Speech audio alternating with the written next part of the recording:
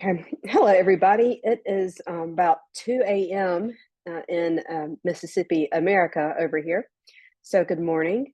My name is Dr. Marion Patti, and I'm here with my esteemed colleague, Dr. Watson. We're both nurse educators from the University of Southern Mississippi. My area of expertise is healthcare simulation, and Dr. Watson specializes in mental health. We're here today to present our collaborative study on gender-affirming care in nursing education. Our study was initiated by an unfortunate incident where some of our nursing students observed discriminatory behavior towards gender-diverse individuals by nurses at one of our local hospitals. This made us realize that there was a gap in the diversity, equity, and inclusion aspect of our curriculum. As a result, we created a simulation to help our students understand and provide quality care for gender diverse individuals. To assess the effectiveness of our training, we conducted a survey of our students before and after our simulation. Today, we are excited to present the findings of our study.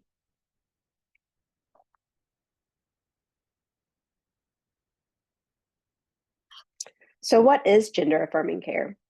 Gender-affirming care is a supportive, individualized, and judgment-free approach to care that helps transgender and non-binary people align their lives with their gender identity. Gender-affirming care includes a range of social, psychological, behavioral, and medical interventions.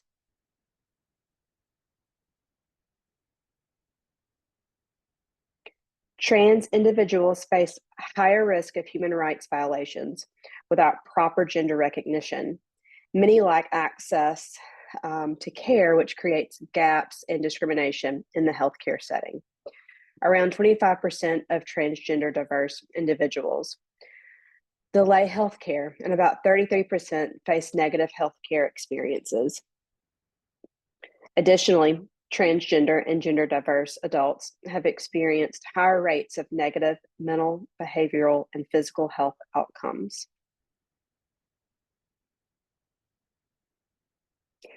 There are barriers to promoting gender-affirming care, such as discrimination and social determinants of health. They have a negative impact on patient care for transgender and gender diverse individuals. They often face challenges in receiving proper health care due to lack of gender-affirming care and inadequate training for healthcare professionals.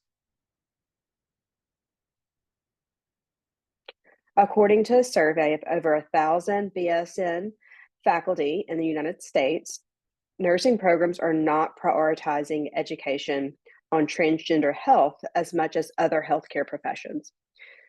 For example, BSN programs dedicate an average of about 2 hours to LGBTQIA+ related curricular content, while schools of medicine programs dedicate an average of 5.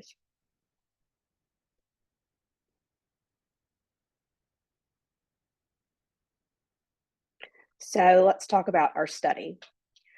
So we conducted a transgender simulation training, and we aimed to develop the simulation training program for our nursing students. We tried to replicate realistic scenarios involving transgender and gender diverse patients. We wanted to have standardized patients, but we're still in the works of that. So hopefully this fall we'll have some more data. We also aim to evaluate the effectiveness of the simulation training. And then lastly, we wanted to examine the impact of the transgender and gender diverse simulation training on the quality of gender affirming care provided by our nursing students. Our study design was a quantitative study. We did have some short answer elements, and we used our nursing students for our sample. We utilized Qualtrics to get our descriptive statistics of our students. And we also utilized Qualtrics for our pre-simulation survey and our post-simulation survey. There are open-ended questions, and then we conducted a data analysis that identified patterns within that text. So recruitment. All nursing students registered in our acute clinical course were invited to participate in the research study. The students received the recruitment announcement before the simulation training. The links were provided within the announcement, and participants were given access to both online questionnaires via that Qualtrics platform. The simulation instructor, which would be myself, reminded students of the study the morning of the simulation. The students who hadn't had time to complete the pre-simulation survey had time while the instructor was prepping the simulation lab. The instructor and the researchers were blinded to the students who volunteered to participate. We offered a $50 gift card for our students who completed both surveys. So our participants. We had a total of 56 nursing students in that course, and about 40 of those, I think right at 40 of those, voluntarily took part in our study. The data was collected from them, and the demographic questions were limited to age and gender. About 87% of our participants were female, and about 13%, little less, were male. The average age of our participants were around 21 years of age. And I'm going to let Dr. Watson finish our presentation.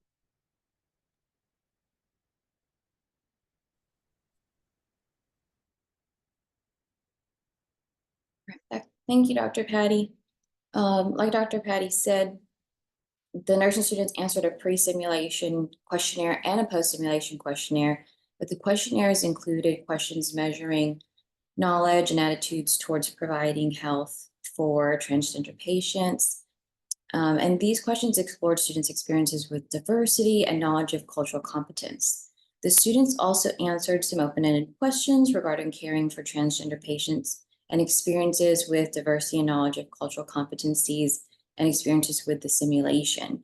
We also included the TGD health measurement tool, which is from a previous study conducted by Sherman and colleagues that the students answered, and you can see those questions here. And these were consistent in both the pre and the post-sim survey questions. All right, next slide, Dr. Patti. So these results are from the TGD tool. So on the left-hand side, these are the pre-sim results. On the right-hand side are the post-sim results. The pre-sim results indicated overall students were gender sensitive in all areas, except for question 6, and that's at the bottom left corner. And so for question 6, regarding students assuming patients are cisgender upon meeting them, overall the students were less gender sensitive. So we go over to the post-sim survey results. With those, we saw that the students became actually more gender sensitive in all of the areas. And regarding question 6, although the students overall were still considered less gender sensitive, their scores did improve and were closer to being more gender sensitive. Okay, next slide, Dr. Patti. These are the results for the other quantitative questions. So the top 3 are pre-sim. 78% of the students reported that they were aware of different cultures and diversity. 82% of the students did receive training prior to the simulation. And then overall, students were comfortable with providing care to diverse patients, and that was at 88%. After that, we had the post-sim results. And overall, the students disagreed that TGD people have adequate mental health resources at 65%. And then overall, the students agree that they have skills. Overall, the students agreed that they have the skills to meet the mental health needs of TGD patients at 83%. Overall, the students disagreed with the statement that I don't feel adequately prepared to care for TGD patients, and that was at 87%. Overall, the students agreed that prior training would have helped them in the simulation or during the simulation, and this was at 72%. And then overall, the students agreed that over the entire simulation was beneficial, and that was at 85%. All right, next slide, Dr. Patti. They also answered some open-ended questions, and we found some prominent themes to the results of those. So when we asked, do you believe that competence in diversity, equity, and inclusion is important? The prominent theme that we found was that it is important in order to provide patient-centered care. We also asked the students, have you experienced any challenges or difficulties in providing care to patients from different backgrounds? And that prominent theme that we found was that there was challenges with language barriers. How often do you encounter situations where your own background beliefs and or biases may influence your interactions with patients? And that prominent theme that we found was biases should not interfere with patient care, but personal religious practices and holiday celebrations may be different. When we asked what specific strategies or techniques can help nurses overcome biases, the prominent theme there was cultural sensitivity training, real world experience, and self-reflection of understanding. We also asked the students if they've ever witnessed or experienced any instances of implicit bias or lack of diversity. And we had some interesting results, but we had 3 that we wanted to state on our data. A nurse would not check in on a patient as frequently as others because they felt uncomfortable. Classmates say negative things about having to care for our transgender sim patient, and then certain floors in the hospital lack diversity in their staff. We asked, have you received any training or education on learning to care for transgender patients in nursing school? And the overall prominent theme there was TGD has been introduced, but it is not enough. All right, next slide, please. We did have some additional comments. Some stated this is pre-sim that we have cared for transgender patients at clinical, so we need more diversity, equity, and inclusion training. One of the students stated that they were not comfortable taking care of transgender patients. And another student said that we should advocate for patients no matter what our beliefs are, even if we don't agree. And then post-simulation, we had students say that I do feel like it is important to incorporate transgender patient care in the curriculum and to show everyone respect. Next slide, please. For our discussion, so the simulation exercise effectively enhanced students' understanding of TGD issues and boosted their confidence in providing gender-affirming care.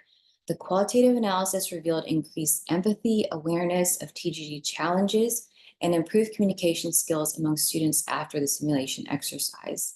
Hands-on experiences such as simulation exercises are valued tools for promoting better understanding and empathy towards diverse patient populations. These findings provide further support for this notion, and TGD simulation exercises promote inclusivity in healthcare by increasing gender sensitivity among students.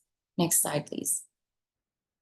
So in conclusion, nursing programs can promote equity and respect in healthcare by preparing nurses to provide competent care for TGD individuals. Nursing schools must invest in TGD education for nurses to meet diverse patient needs. By promoting diversity and empathy, nursing students can advocate for TGD individuals and marginalized populations in healthcare. And this study highlights the potential of TGD simulation exercises in nursing education and emphasizes the importance of promoting gender-affirming care in healthcare settings. Next slide, please. And this is our reference. And one more slide, we have our thank you page. So thank you all for listening. Again, we'll hold our questions if you have any for us towards the end.